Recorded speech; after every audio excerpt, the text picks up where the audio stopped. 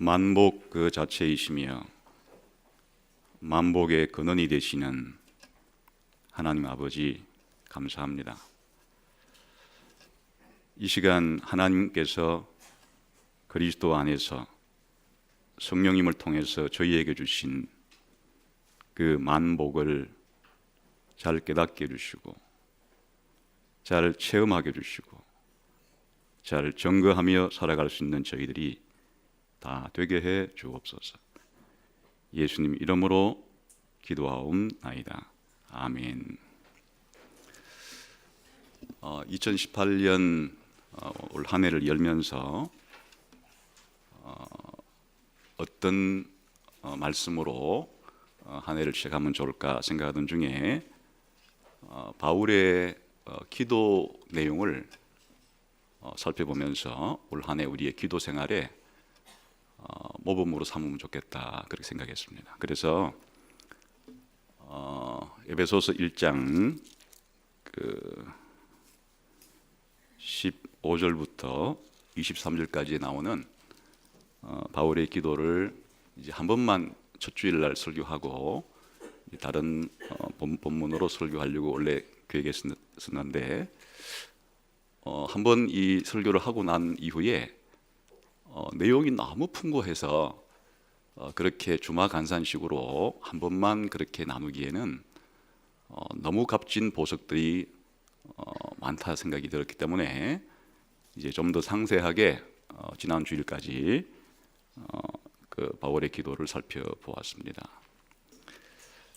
여러분들은 기독교인이기 때문에 기독교인의 삶은 처음부터 마지막까지 기도의 삶이죠.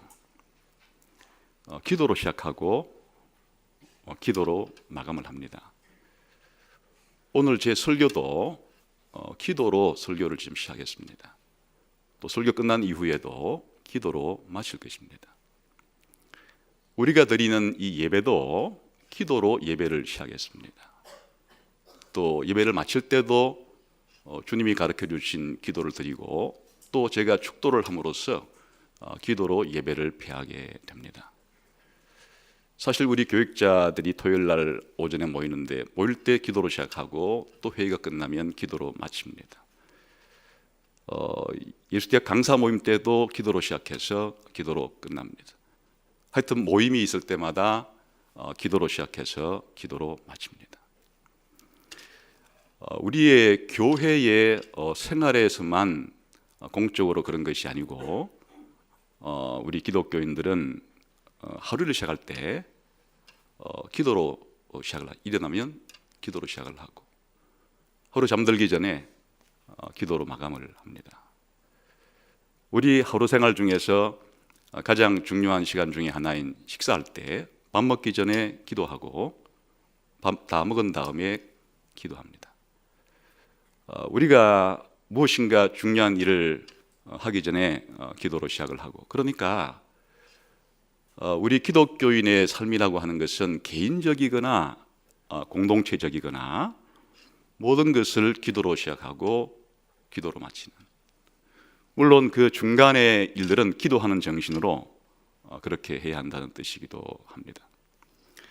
그러나 우리의 기독교인의 삶 가운데 가장 부족한 것이 기도이기도 합니다.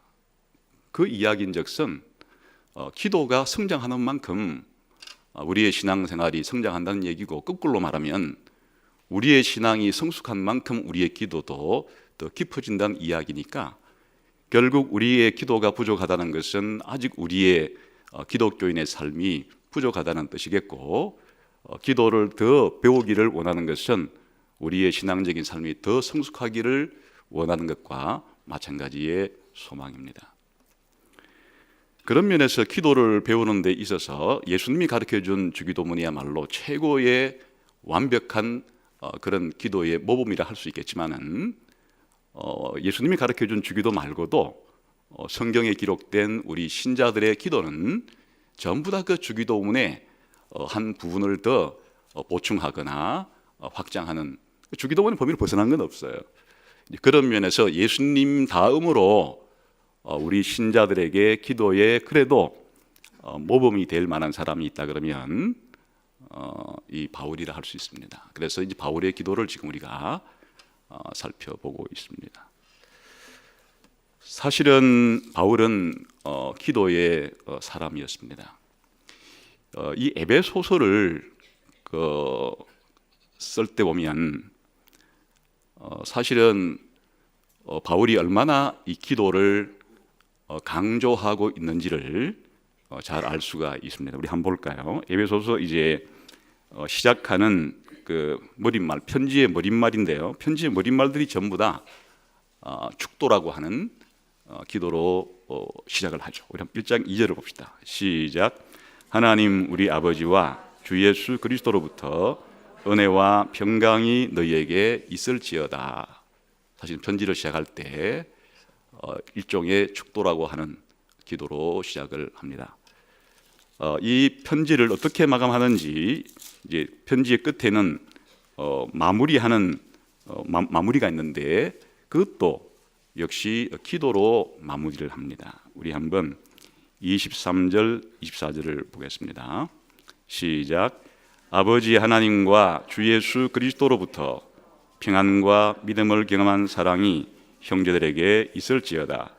우리 주 예수 그리스도를 변함없이 사랑하는 모든 자에게 은혜가 있을지어다. 사실은 이 편지를 쓰기 전에 기도하고 편지를 마무리하면서 또 기도하고 그렇게 바울의 삶 자체가 에베소 교인들에 대한 관계만이 아니라 그의 삶이 이러했음을 엿볼 수가 있습니다.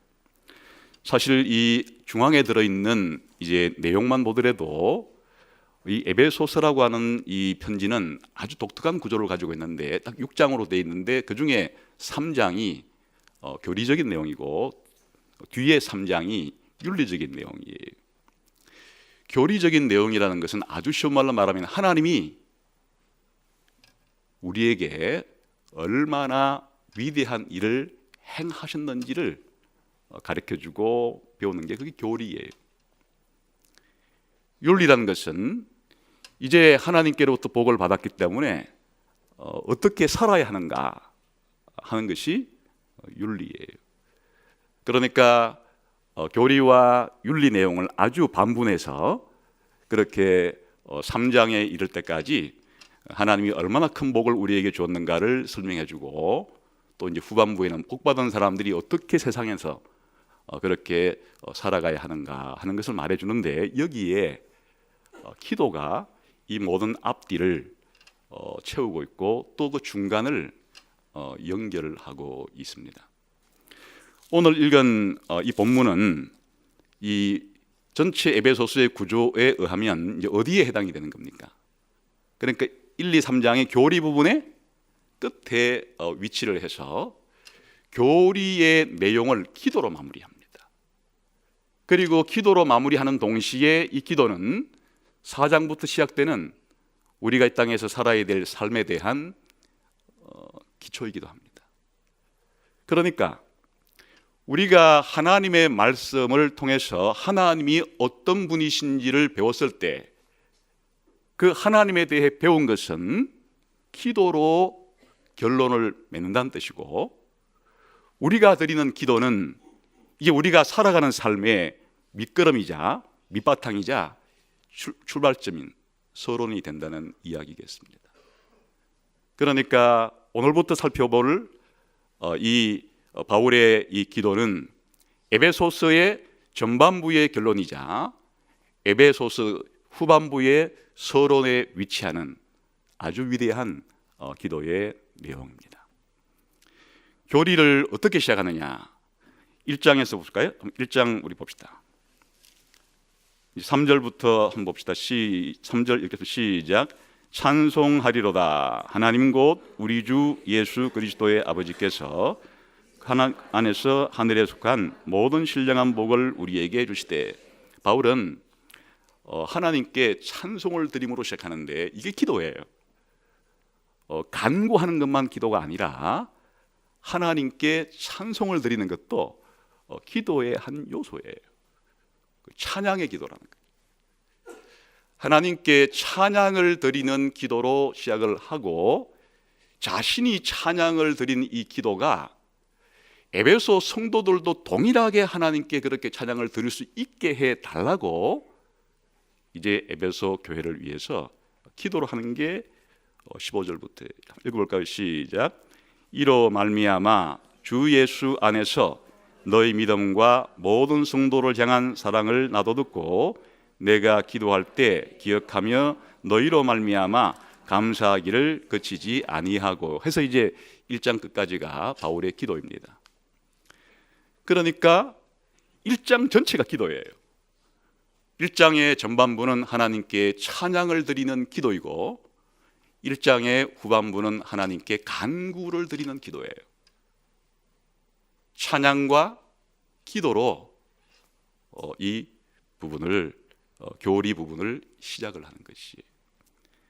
그리고 2장을 그리고 3장 13절까지 이제 쭉 그 부분을 설명한 이후에 또 기도로 마감을 하고, 그리고 윤리적인 여러 가지 명령들을 하면서 이렇게 살아야 한다고 말하고, 그리고 윤리적인 그러면 부분의 끝이 무엇인지를 보겠습니다. 6장에 가봅시다.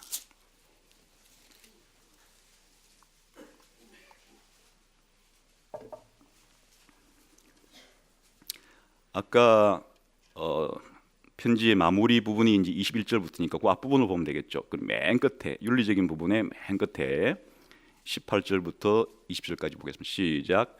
모든 기도와 간구를 하되 항상 성령 안에서 기도하고 이를 위하여 깨어 구하기를 항상 힘쓰며 여러 성도를 위하여 구하라. 또 나를 위하여 구할 것은 내게 말씀을 주사 나로 입을 열어 복음의 비밀을 담대히 알리게 하옵소서 할 것이니, 이 일을 위하여 내가 쇠사슬의 메인 사신이 된 것은 나로 이 일에 당연히 할 말을 담대히 하게 하려 하심이라. 윤리적인 권면도 기도하라는 권면으로 끝이 납니다. 항상 기도하라. 성령 안에서 항상 기도하라. 물론 너희 자신을 위해서도 기도하지만 다른 성도들을 위해서 기도하고 특별히 나를 위해서도 기도를 해달라. 에베소 성도들을 위해서 기도로 시작한 바울은 에베소 성도들에게 나를 위해서 기도해달라라는 말로 자신의 편지를 마무리합니다. 신앙생활을 한다는 것은 이런 것이에요. 우리가 예수 믿는 사람으로 살아간다는 것은 바울처럼 되면은 잘하는 것이겠죠. 우리의 삶을 이 바울의 삶에 비추어 봐서 내 삶도 그렇다, 내 삶의 정신도 바울과 동일하다, 이렇게 자신을 평가할 수 있다면 어느 정도 성숙했다는 뜻일 것이고, 내 삶은 지금 바울이 보여주는 이런 기도의 정신과 기도의 삶과는 굉장히 거리가 있는 것 같다. 이러면 아직 우리는 영적으로 어린아이에 불과한, 우리의 신앙생활은 아주 초보에 불과한 그런 생활이라고 생각해도 괜찮겠습니다.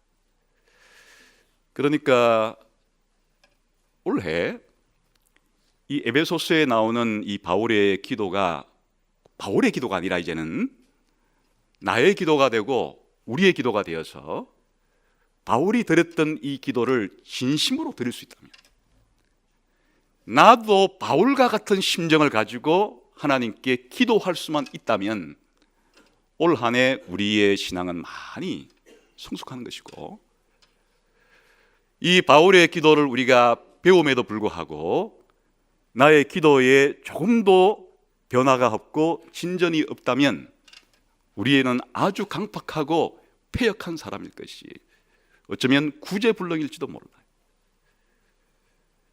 그러니까 바울의 이 기도가 우리 기도 생활에 자양분이 되어서 우리의 기도 생활을 더 풍성하게 드릴 수 있는 그런 기회가 될 수 있기를 위해서 저를 위해서도 기도해야 하고, 여러분을 위해서 함께 설교 듣는 우리 모두를 위해서 기도할 필요가 있습니다.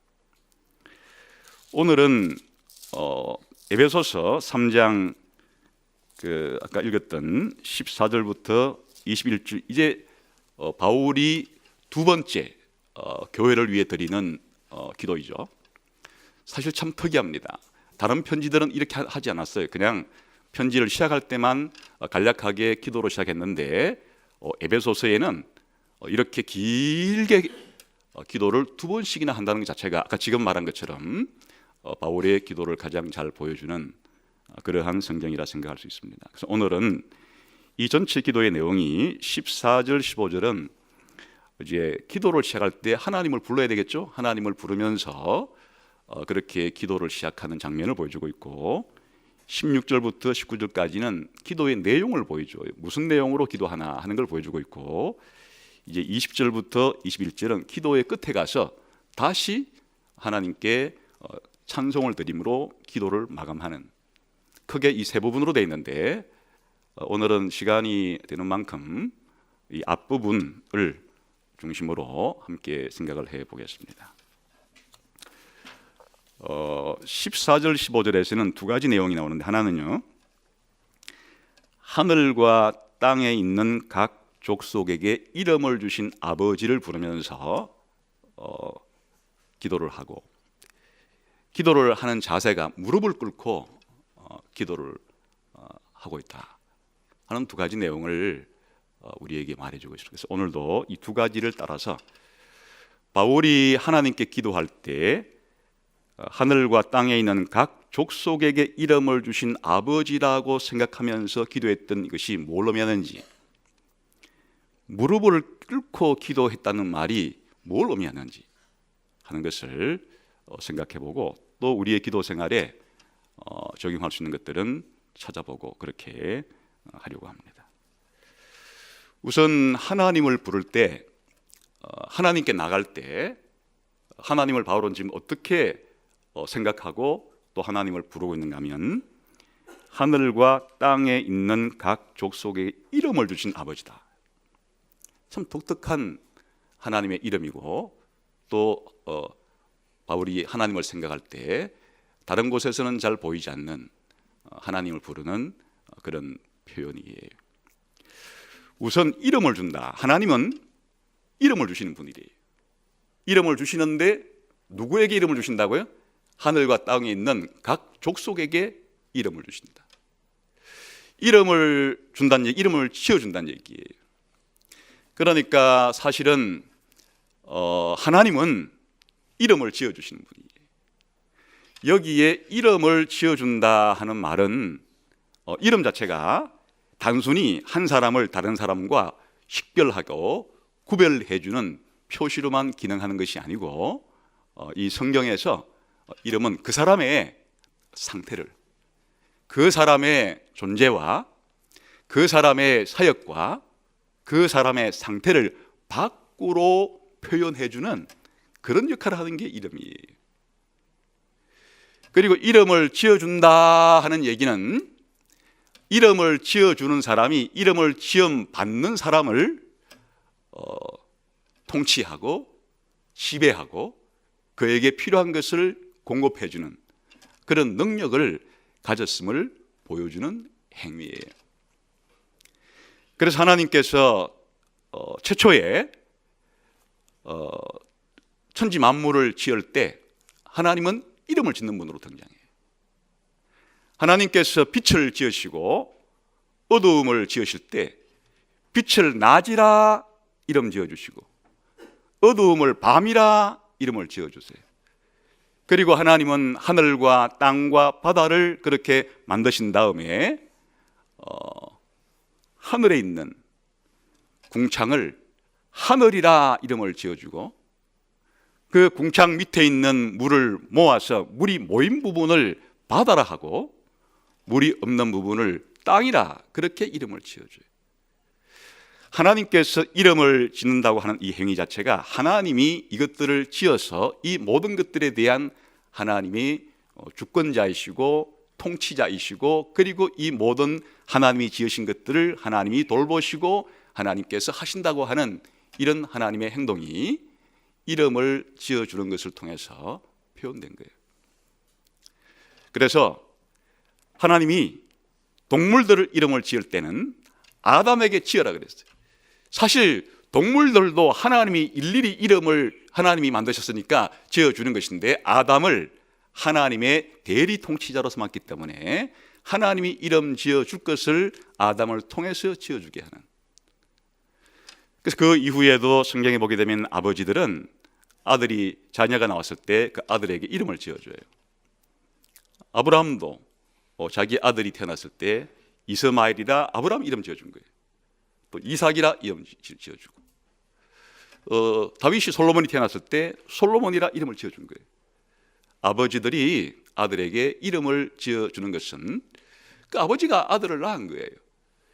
그리고 그 아들이 살아가는 일에 있어서 아버지가 그들을 돌보고 양육하는 그와 같은 일들에 대한 책임감이 있다는 뜻이기도 해요.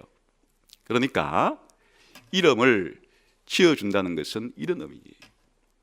그 이름을 지어주는 대상에 대해서 바로 그 대상의 원천일 뿐 아니라 그 대상을 다스리고 통치하는 그와 같은 권위와 권세를 가졌다는 것을 보여주고, 그에게 필요한 일을 할당해주고 그에게 필요한 것을 공급해주는 그와 같은 능력을 가졌음을 보여주는 행위가 이름을 지어주는 행위예요.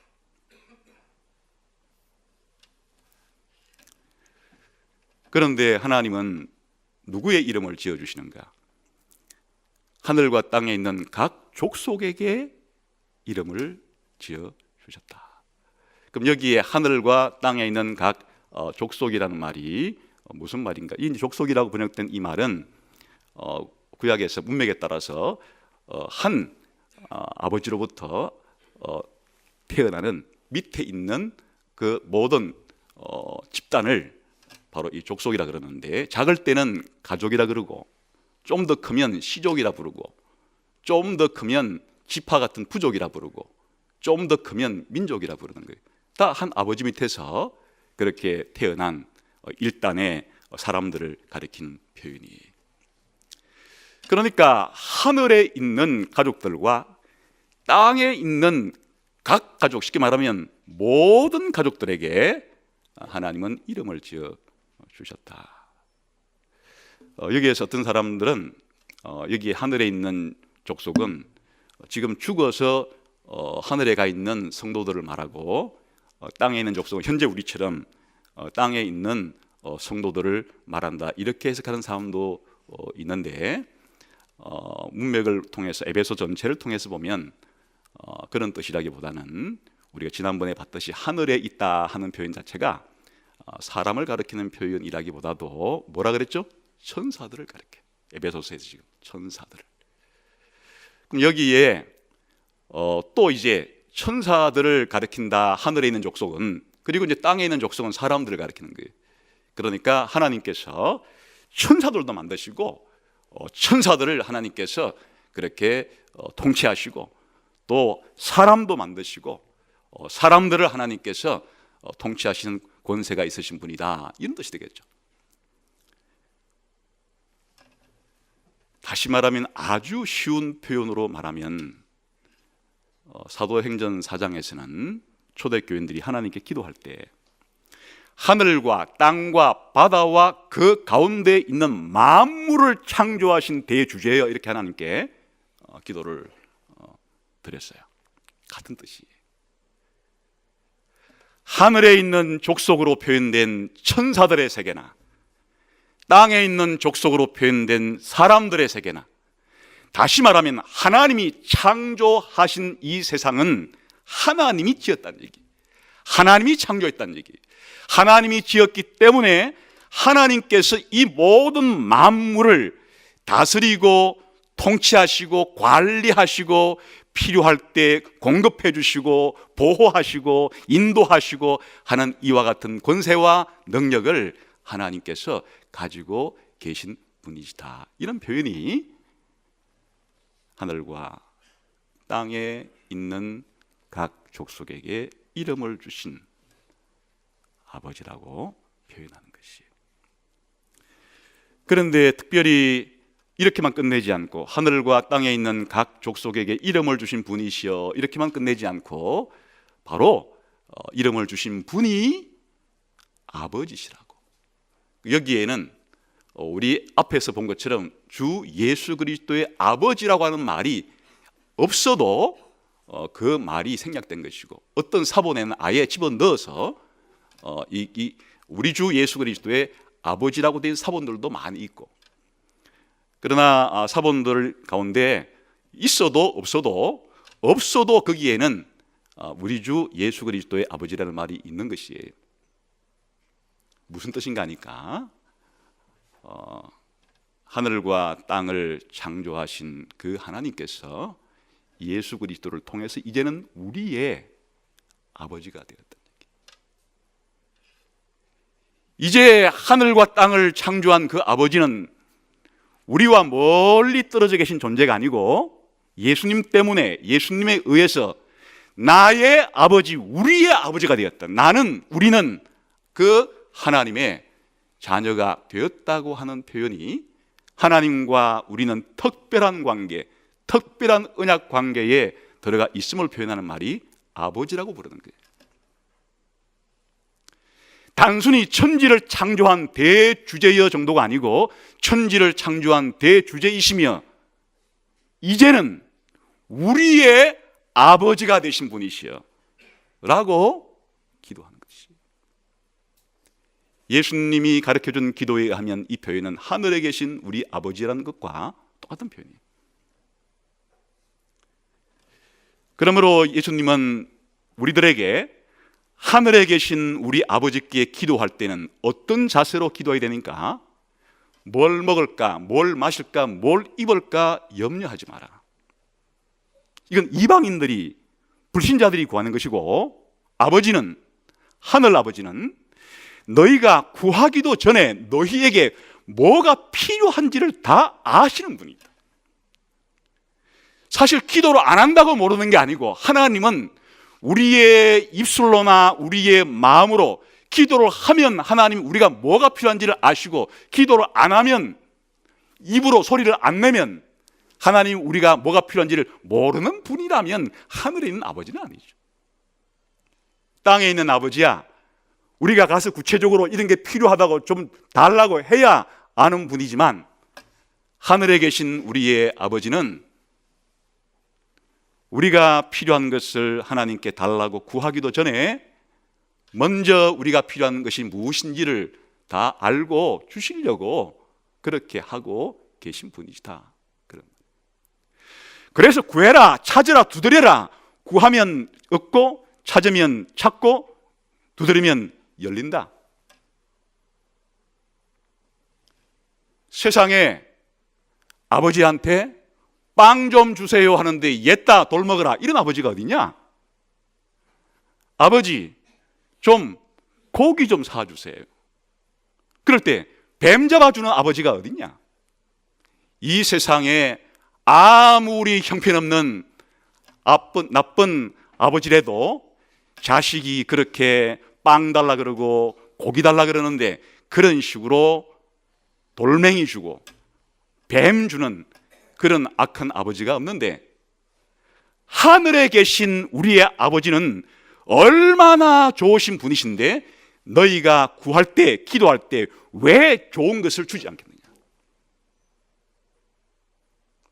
담대하게 구하라. 담대하게 문을 두드려라. 담대하게 찾으라. 하늘 아버지께서 주신다는 것이 예수님이 가르쳐준 산상설교에서의 기도예요. 지금 바울이 그런 자세예요. 그런 마음이에요.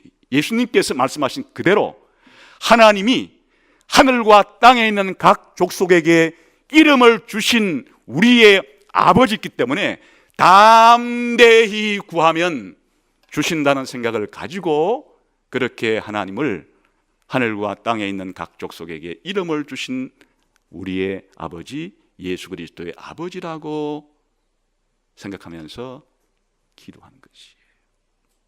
아버지인데 우리들을 낳으신 분일 뿐 아니라 우리를 양육하시는 분이신데, 우리를 사랑하시는 분이신데, 예수 그리스도를 통해서 하늘에 속한 만 가지 복을 주신 분이신데, 담대하게 하나님께 구해라.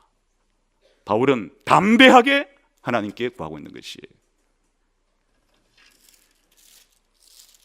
그래서 한번 봅시다. 우리 한번 2장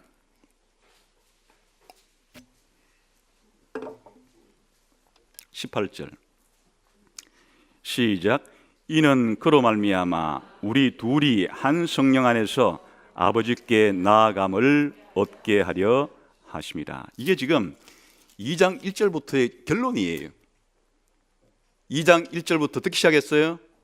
원래 에베소 교인들이, 그리고 우리가 하나님의 복을 받기 이전에 사탄의 종이었고 세상의 종이었고, 그리고 우리 육체의 욕심의 정욕의 종으로 살았던 우리들을 해방시켜서 그리스도와 함께 살리시고 그리스도와 함께 부활시키고 그리스도와 함께 하늘에 앉히신 그분께서 이 땅에서 유대인과 이방인들이 인종과 민족적인 차별을 서로 하는 이와 같은 상태에 예수 그리스도의 십자가 피로 말미암아 그 둘을 하나로 묶어서 이제는 둘도 화해를 시키고 이 둘을 새로운 인류, 신인류, 새 사람으로 만들어 하나님께 나아가게 했다는, 다시 말하면 왜 마귀와 세상과 육신의 정욕으로부터 해방을 시켜서 그리스도와 함께 연합을 시켜서 그리스도와 함께 하늘에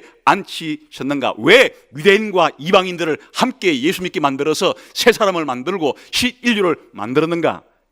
그리스도를 통해서 성령의 능력으로 아버지께 담대히 나아가게 하려고 하신 거란 말이에요.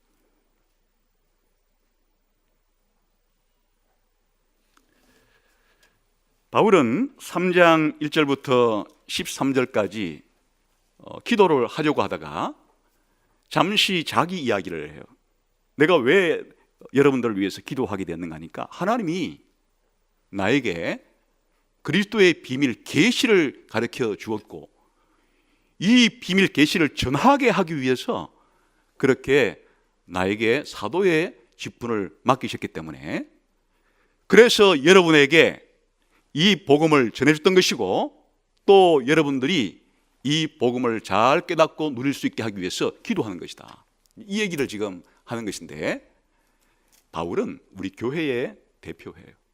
하나님이 바울에게만 하나님의 뜻을 가르쳐서 이 뜻을 전하는 사람으로 삼은 것이 아니고 딱 바울 한 사람에게만 그렇게 한 것이 아니고 우리 교회의 대표로 그리 한 거예요. 하나님은 우리 교회에 자신의 비밀을, 자신의 계시를 알려주시고 우리 교회에 또한 이 비밀을 알리게 하시는 것이에요. 이게 지금 3장 1절부터 13절까지 얘기. 그 결론이 뭔가 한번 3장 12절을 봅시다.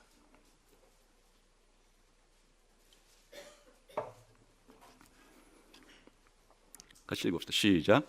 우리가 그 안에서 그를 믿음으로 말미암아 담대함과 확신을 가지고 하나님께 나아감을 얻느니라.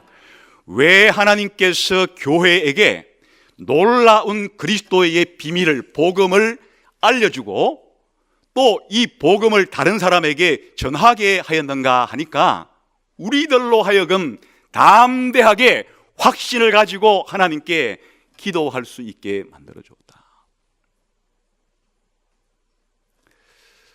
우리의 기도에 담대함이 없는 이유는 하나님이 우리에게 베풀어 준 복에 대해서 모르기 때문이에요. 그리스도 안에서 하나님이 우리를 교회로 만드신 것이 얼마나 엄청난 건지, 얼마나 놀라운 건지, 얼마나 위대한 건지, 하나님이 우리에게 주신 만복이 얼마나 충만한지를 모르니까 하나님께 나갈 때 담대하게 기도하지를 못하는 것이에요. 하나님께 담대하게 기도할 수 있는 이유는, 그 비결은 하나님이 천지와 만물을 창조하고 지금도 이 순간에도 다스리시고 이 만물이 필요한 것들을 공급해 줄 수 있는 유일한 공급자라는 사실을 알아야 하나님께 갈 수 있고, 그분이 나와 거리가 먼 분이 아니라 예수님을 통해서 이제는 우리의 아버지가 되었다고 하는 사실을 알아야 아버지 되시는 하나님께 담대히 갈 수가 있는 것이죠.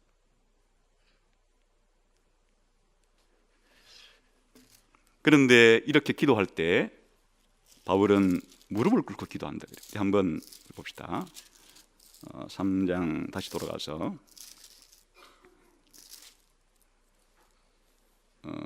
15절 같이 읽읍시다. 시작. 이름을 주신 아버지 곁에 무릎을 꿇고 비노니.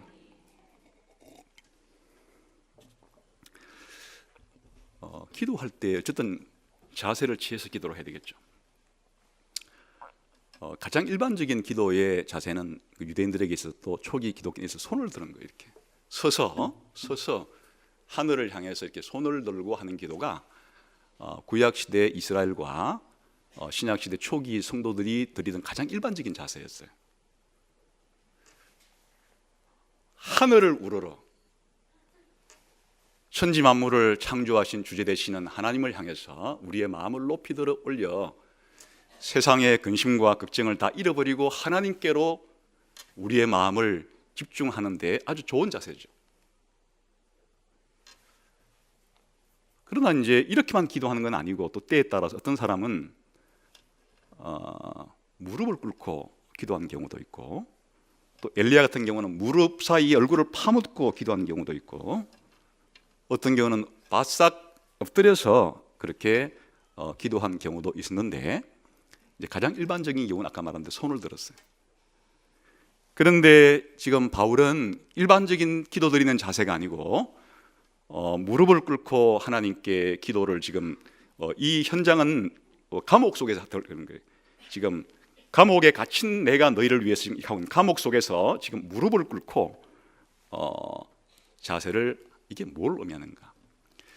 그러니까 구약 성경이나 신약 성경이나 무릎을 꿇을 때는 아주 특별한 경우에 아주 절박한 간절한 심정이 담길 때, 그냥 서서 손을 들어 기도하는 것 이상의 간절함이 묻어날 때 서 있을 수가 없어가지고 무릎을 꿇고 하나님께 기도를 드리는,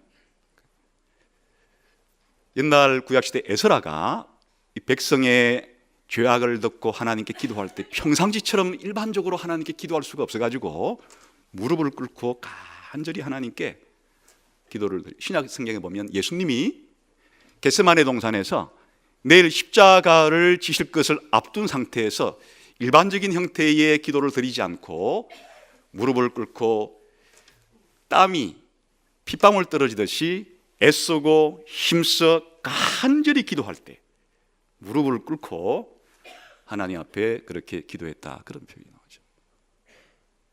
스데반이 돌에 맞아 죽기 전에 내 영혼을 아버지의 손에 의탁한다고 말할 때 스데반이 무릎을 꿇고 기도하면서 마지막 죽어가요.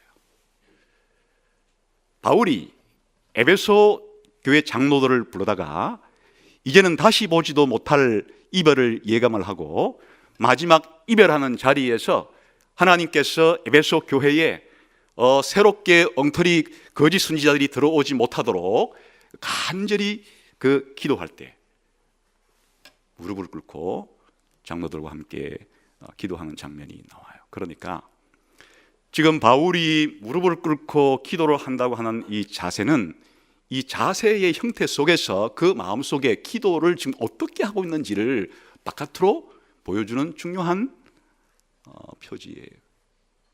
바울은 지금 드리는 기도를 아주 열렬하게, 아주 간절하게 그렇게 기도합니다. 또 하나, 이 무릎을 꿇는다는 것은 단순히 간절하다는 표시 이상의 하나님께 복종한다는 표시예요. 원래 고대에서 그렇게 상대방 왕 앞에 그렇게 왕이 내리는 명령을 받들어 잡을 때 뻣뻣이 서서 어떻게 명령을 받들어서 그렇게 하겠어요? 그러니까 우리가 일반적인 그 영화 같은 데 봐도 왕이 이제 장군에게 왕의 복음을 내리는데 대부분 보면 무릎을 꿇고 이렇게 받든지, 또 왕이 자신의 말을 신하에게 전해줄 때 금방지게 신하가 일어서서 받는 경우는 잘 없죠. 무릎을 꿇고 왕의 말을 듣는다든지 이와 같은 것을 생각해 보면 무릎 꿇는다고 하는 행위가 뭔가니까 바로 왕에 대한 이 순종과 그리고 충성을 맹세하는 이런 자세예요.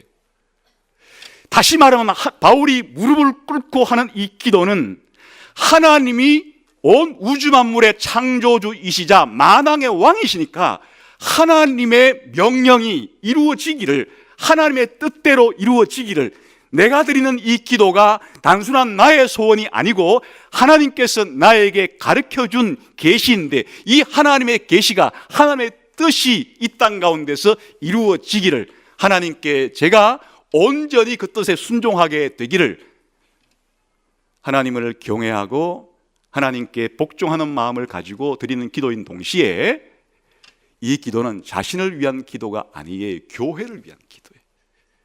하나님이 그리스도 안에서 교회를 얼마나 영광스럽고 위대하고 중요한 사명을 맡긴 존재를 알기 때문에 우리를 위한 기도예요.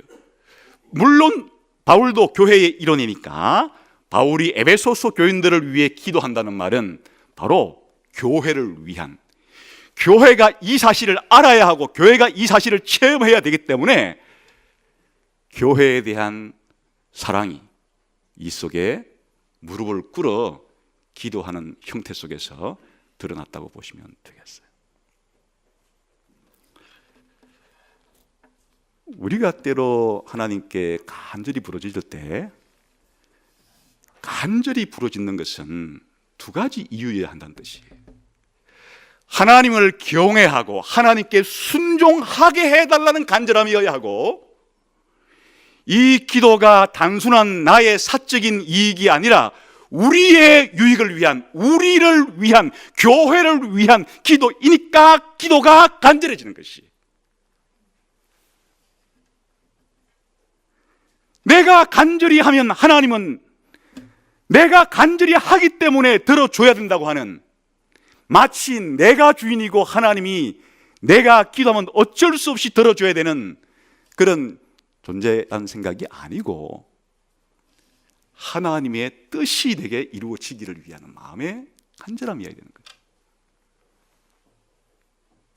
오늘 우리에게 일용할 양식이 필요한 이유도 예수님이 말씀하신 것처럼 내 양식이 아니라 우리의 양식이, 내 죄에 대한 용서를 구할 때도 내 죄가 아니라 우리의 죄가 용서받기를, 우리가 시험에 들지 않고 악에 물들지 내가 시험에 빠지지 않고 악에 물들니까 우리 교회가 시험에 빠지지 않고 악에 물들지 않기를 위하는 기도이니까 우리의 기도는 간절할 수밖에 없고, 교회가 얼마나 중요한지를 아는 만큼 우리의 교회를 위한 기도는 간절해질 수밖에 없는데, 그와 같은 바울의 심정이 평상시의 자세가 아니라 무릎을 꿇고 기도하는 이런 형태 속에서 잘 드러나고 있다, 그런 말이 되겠죠. 기도는 우리가 성경 공부를 들은, 설교를 들은 결론이어야 해요. 우리가 성경을 공부했을 때, 설교를 들었을 때 왜 항상 기도하는가? 기도는 우리가 배운 내용에 대한 우리의 신앙의 반응이기 때문에. 그리고 무슨 일을 하기 전에 왜 기도하는가? 우리가 그 일을 하는 데는 하나님의 도움이 필요하니까, 하나님의 도움이 없이는 우리에게 맡겨진 일을 할 수가 없기 때문에 무슨 일을 하든지 하기 전에 하나님의 도움을 요청하는 기도를 드리는 것이고, 기도는 우리의 삶의 시작이자 마지막이고 성경 공부의 마지막이자 우리 삶의 시작이다. 그런데 하나님께 대한 담대한 기도를 드리려고 하면 하나님이 천지와 만물과 그 가운데 있는 모든 것에 이름을 주시고 다스리시고 모든 필요를 공급해 줄 수 있는 그러한 위대한 분인 줄 알고, 그분이 바로 예수님 통해서 이제는 우리의 아버지가 되었다고 하는 이와 같은 확신이 있을 때 우리의 하늘 아버지께 우리의 기도는 담대하게 나갈 수가 있다. 그리고 하나님께 나아갈 때는 내 욕심을 이루어 달라는 것이 아니라 하나님의 뜻에 내 인생을, 우리의 인생을 복종시키게 해달라고 하는 간절함과, 나의 필요만이 아니라 우리 교회의 필요, 우리 교회의 성숙을 위해서 그렇게 간절히 필요한 간절함이 우리의 기도에 묻어나오면 좋겠다. 이것이 바울의 기도로부터 우리가 배울 수 있는 중요한 여지예요. 바울의 기도가 저와 여러분의 기도로 성화되기를 주님의 이름으로 축원합니다. 기도하겠습니다.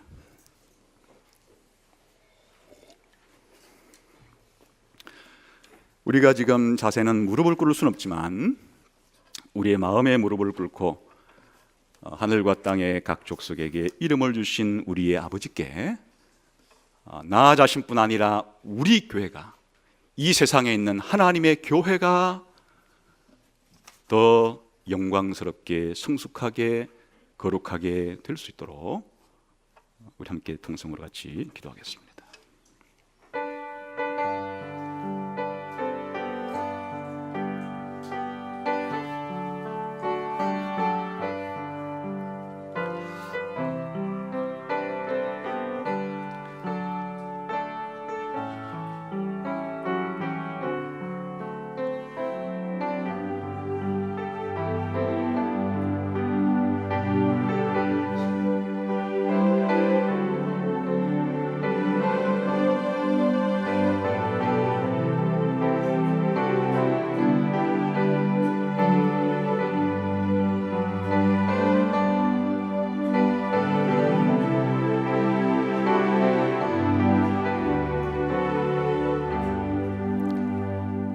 하나님 아버지, 우리에게 기도를 가르쳐 주옵소서.